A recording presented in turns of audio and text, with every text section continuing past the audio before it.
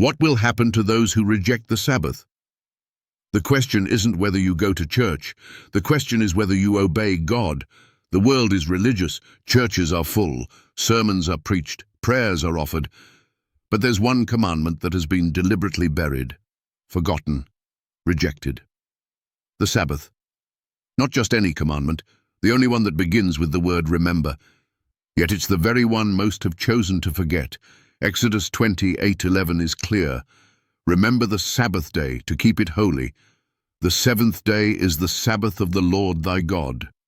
It is not man's day, it is not the Jews' day, it is the Lord's holy day, Isaiah 58:13.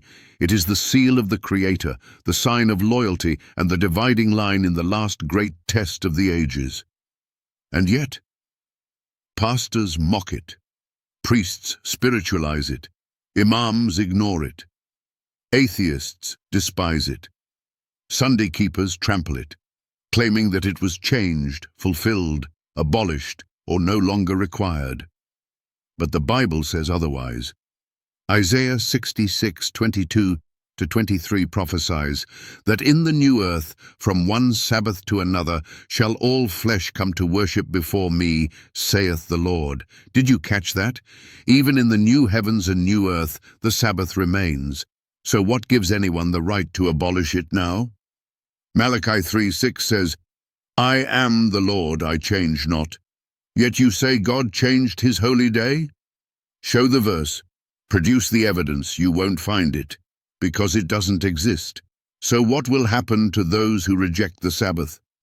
Revelation 14:9-10 delivers the most terrifying warning in all of Scripture.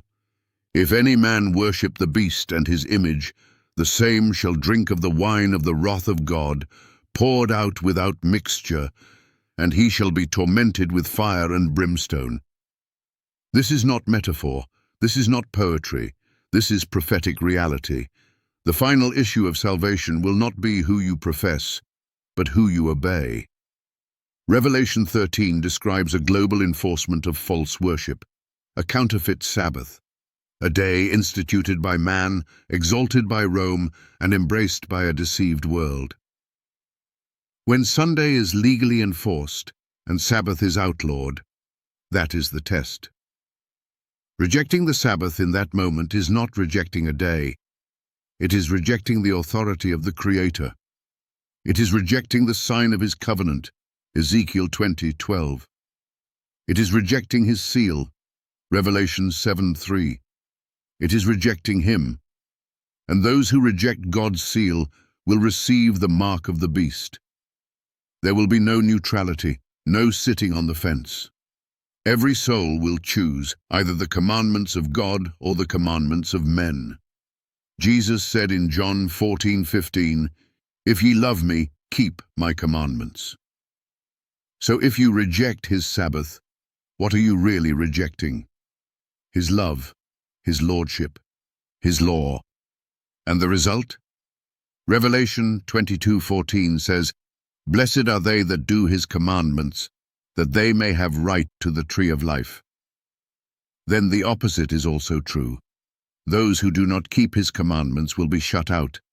No tree of life, no entry through the gates, eternal separation. You may say, but I'm sincere. So was Cain, so was Saul, so were the Pharisees.